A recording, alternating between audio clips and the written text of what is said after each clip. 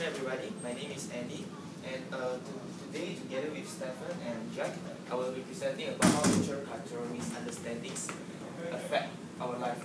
And our case studies will be regarding how eBay failed in China. So, actually, the first part should actually be covered by my friend Christiandy, but he's currently in hospital, so he cannot come today to present. So, I will be covering this part. Okay, so just for an overview, we will be covering the case of eBay. And eBay, if you all of you don't know yet, eBay is an online website for shopping and auctioning. The founder name is Pierre, and it has a lot of users, especially in the West, more than 200 million users. So here we would like to say that eBay is trying to enter China in 2004, and this is the competitor. We call it Alibaba. Alibaba is a Chinese internet-based e-commerce company. It was founded by Jack Ma, and they are currently has more than 200 million users also, but they have their main market in China. So yeah, in 2004, there's a fierce competition between eBay and Alibaba in China, and Alibaba they are launching Taobao as their defensive strategy against eBay when eBay tried to conquer their market share in China. Okay, but then by March 2006, Alibaba actually outspaced eBay and became the leader in China's consumer-to-consumer market. So in this case study, we actually want to show you that how actually eBay tried to enter China, but how it fails in the end, and it fails to Taobao, and what are the strategies that actually they use. So my friend here, Stephen, he will be covering that what kind of strategies that both eBay and Alibaba use to get their market in China, and what is the result. And also my friend Jack here will explain to you that how actually that eBay failed when they are trying to conquer the market in China. And lastly, I will cover the takeaway points that we can take from these lessons. Okay, I'll pass this to my friend Stephen.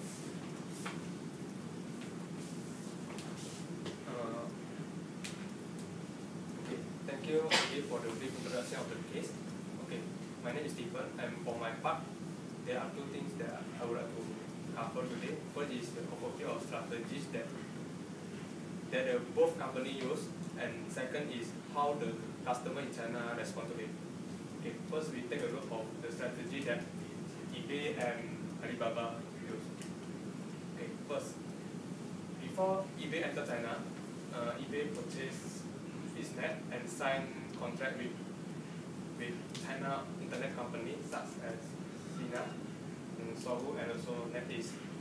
While at the same time, Alibaba launched Taobao, and as a defensive strategy to counter eBay.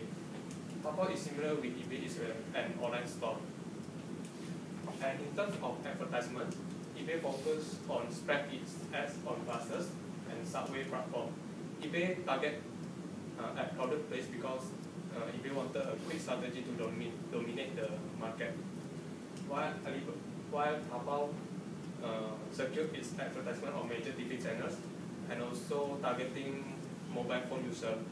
Taobao also offered its instant messaging and voice email as the way of communication between the company and also consumer. Okay. Regarding a transaction fee, eBay charges the seller with certain amount, and on the other hand, Taobao is free and there is no transaction fee.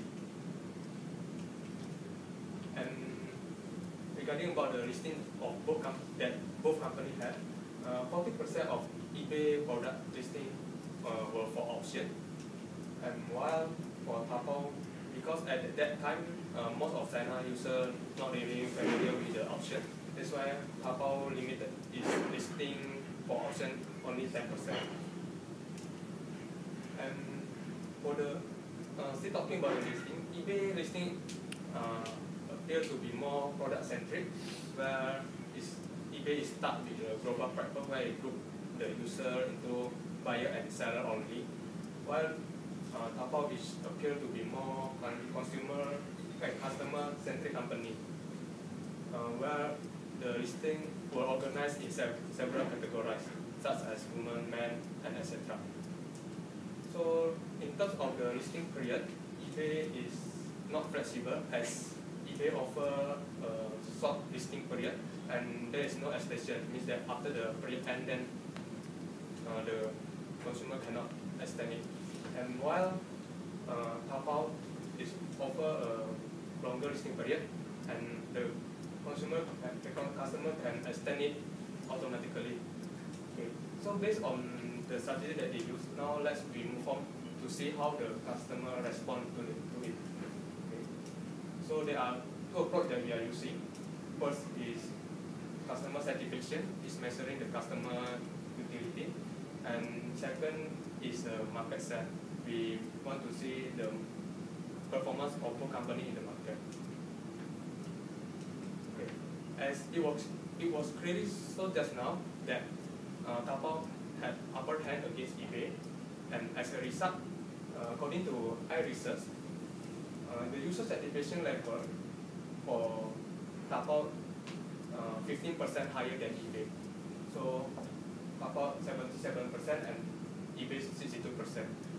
In terms of market share, by March 2006, Taobao had outpaced eBay with 60% of market share gain, 38% higher than what eBay gained. So this slide is about summary what I have taught just now. As you can see, in 2006, Taobao had outpaced eBay, and you all might wondering how can this happen. As just now mentioned by Andy, that eBay is a multinational company, and while Taobao at that time is, you can call it a medium company, why eBay can lose with Taobao. So to answer it, I will pass the next part to my friend Jack. Thank you. 4 minutes 42 seconds.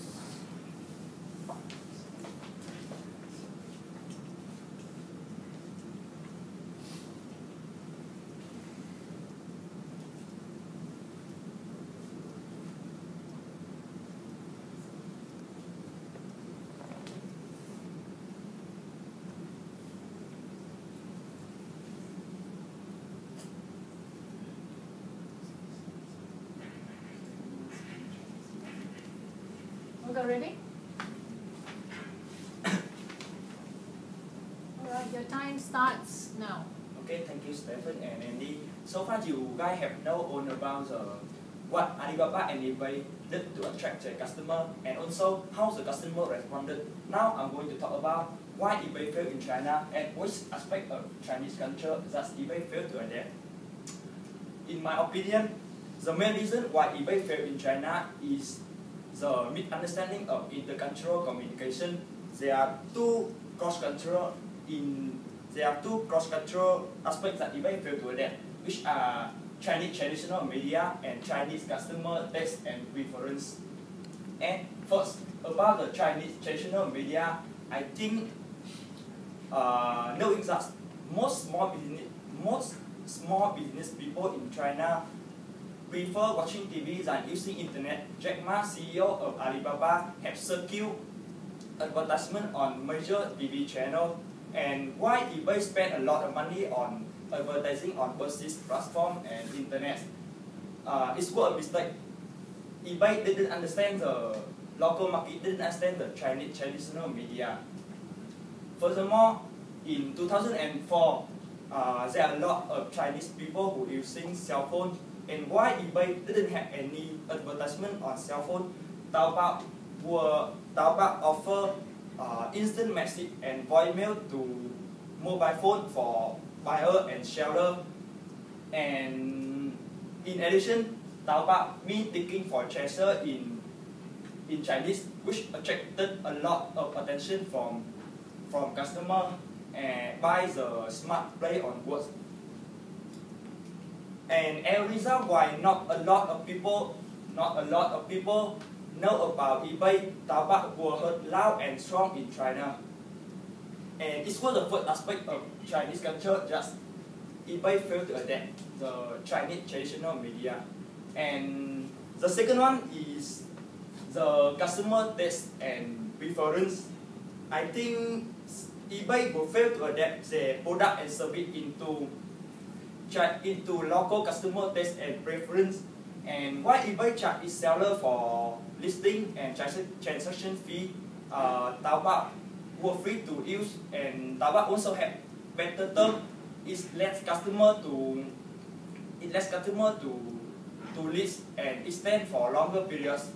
And since I think people love anything that is free and flexible, Taobao gain a big momentum, and more people switch from eBay to Taobao. And at the time, I think local people also don't really like auction. They prefer listing for sale because it's more simple and more familiar with their culture. And same to the website, I think while eBay stuck to the global platform, Taobao is more customer centric, which they organize into several categories like men, women, and so on. And I think it's friendly and more easier for people to use.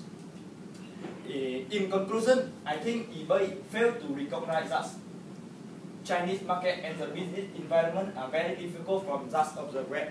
And because eBay stuck to the global platform, which again did not fit into the local customer taste and preference.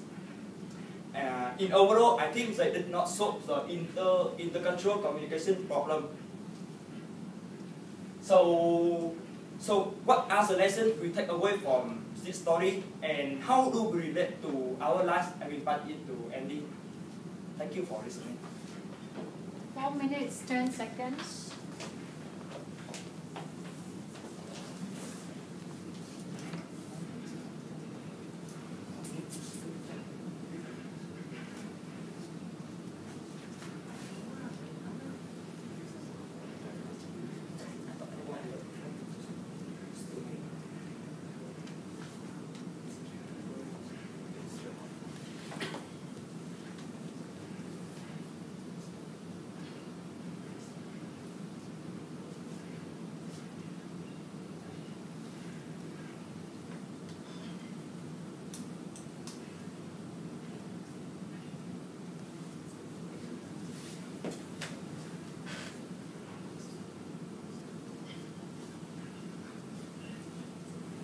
Okay, ready? The time starts now. So I will talk about how do we relate this to our life. So after you hear all the explanations from my friends that how a Western company tried to enter a China market, then how actually it fails because it doesn't understand its own market. So what's the point for us? As a student, of course, what we are interested is how we apply this to our university life and also later during our working. Okay, first, university life. Of course, be it during your lectures or tutorials or seminars or even your extracurricular activities, in NTU, I'm sure that all of us will meet a lot kind of people. We will meet a lot of people from different background from us, from a different culture from us. So how do we apply it here? The bottom line point is that we need to understand that there are different cultures that exist in this one place. One thing that is polite for us might be offensive to the other person. So it is very important for us to actually know whether this thing is acceptable for the other people when we are dealing with different kind of people. Yeah, for example, some of the professors, they might prefer you to call him by his first name, some of them prefer to call him by his last name. Of course, you don't want to offend the professor, right? I believe. Okay, and also, same thing is with your working life. Although I'm not sure whether all of us will be working in a multinational company or just a small company, but for the sake of my presentation, let's assume that you will be working with people from different backgrounds. So yeah, of course, in working life, you would want not to offend any of your colleagues or your boss especially. You would like to know whether doing this thing A or thing B is actually good for your boss or not. And what's the most important is when you are dealing with your customers, just like what happened to eBay, they don't understand their customer well. So what happened is that although they spend a lot and lots of money investing, they don't get what they wanted just because they don't understand their customer very well. So in working life, it is even more important for us to actually understand the differences in the cultures among us, and also how to deal with it. Okay, so basically, these are the main point that you should understand from this case study, that you cannot just see this as a very simple thing. Although it is very simple, it's a cultural misunderstanding, but this one small thing can make a big company like eBay fail to enter a China market just because they cannot overcome these small things. Okay, so let me jump to the conclusions. Okay, so basically what we have already covered is that my friend here has already told you that how our cross-cultural miscommunication can impact a big company like eBay. And also, my friend has also talked about how eBay actually tried to enter China and how actually it fails in entering the China. Yeah, miserably. And also, just now I've already talked to you about the takeaway point that we should take from these case studies, and that will end my presentation. Thank you. 3 minutes, 22 seconds. Question, please.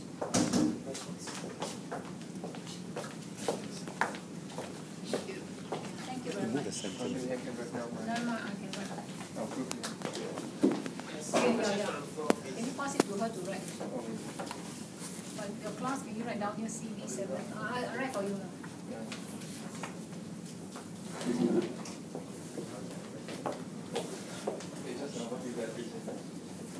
I just want to tell you something. Yes.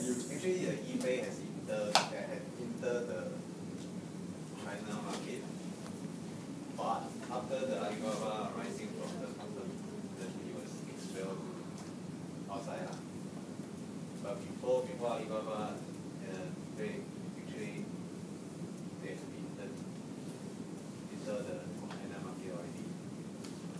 Only a few of us using the internet, buying, shopping online. That's all. I'm not asking question, I'm just telling you some information. Yeah. So what's your objective? Yes.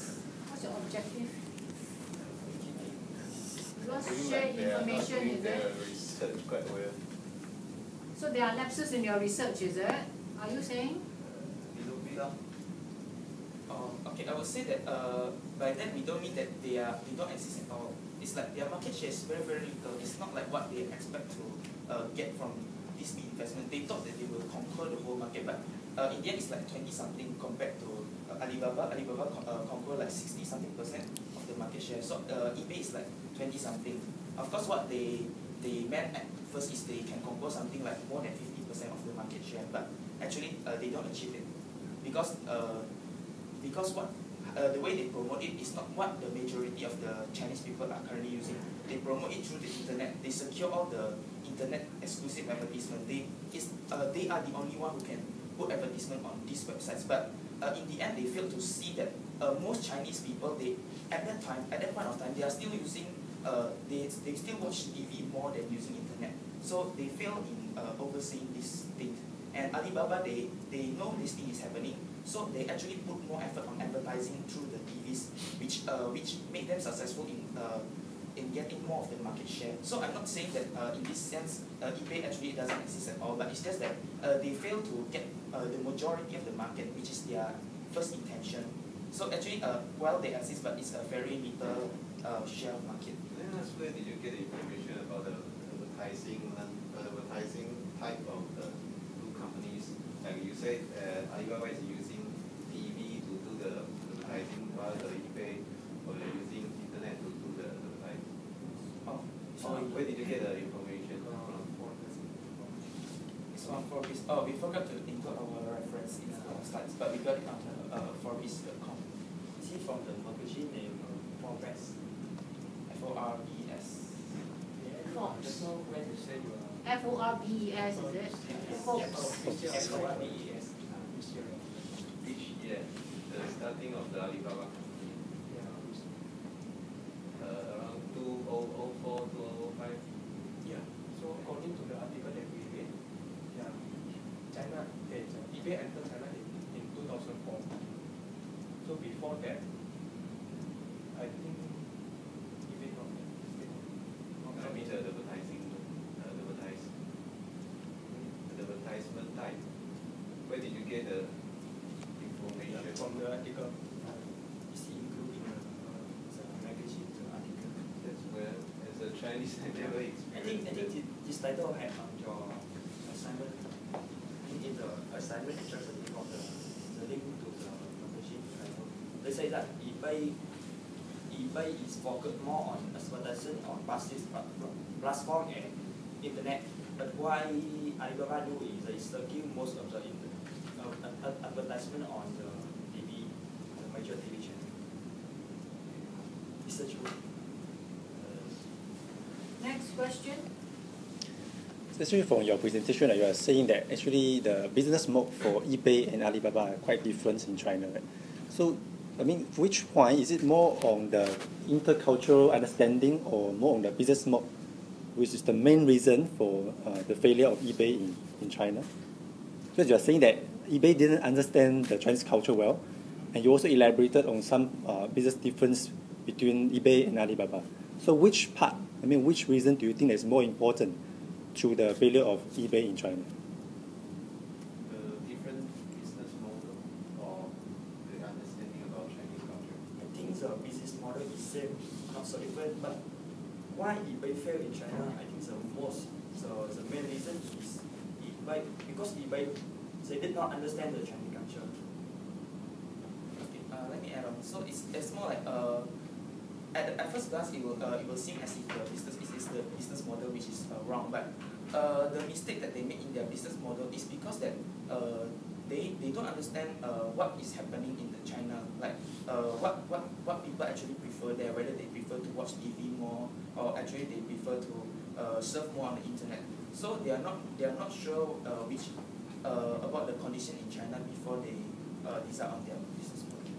Actually, when I mean the business model is basically like, actually what you are saying, right? You say that eBay actually focus more on their products, so and the Alibaba focus more on their customers. In the sense that eBay is more like just providing a platform. Eh? So you come, you buy, and you list down your things and you buy them. So eBay don't really care whether your transaction is okay or whether any problem is going to be reported. Eh? And then for Alibaba, as what I know, right, the service is different. It's not just providing a platform for you to sell things, but he also want to know how you experience the buying and selling experience. As you already mentioned that, actually my point here is, because there are many MNCs in China, they are very successful. I don't think that eBay is so foolish to ignore this Chinese culture thing, right? Is that eBay didn't have a group of people study the Chinese culture when they enter into China? Probably not the case, right? Maybe Stephen can address this question, because you're the only one. Sorry? Can I answer the question for them? No! I think I got an answer. So, my understanding is when the eBay start want to dominate the China market, it adopt the Western culture. For example, grouping the user only buy and sell, and not really. But on the other hand, that Alibaba provide more categorized, so to make it more user friendly. So I mean that it's not it's not that the eBay not research well, but maybe I can say that eBay ignore this part.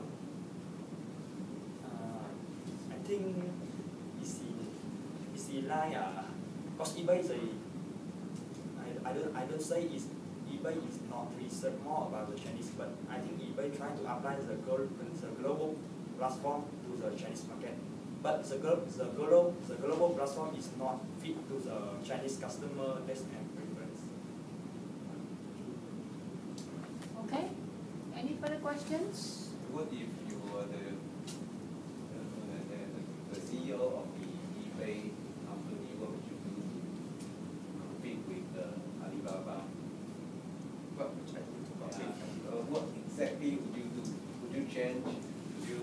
change the whole business model or change the strategy to do the advertisement, all these exactly.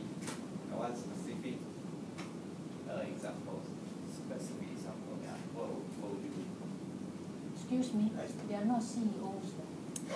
Assume they are. Maybe review back the marketing strategy. Again, Review back their marketing strategy. review that. Yeah.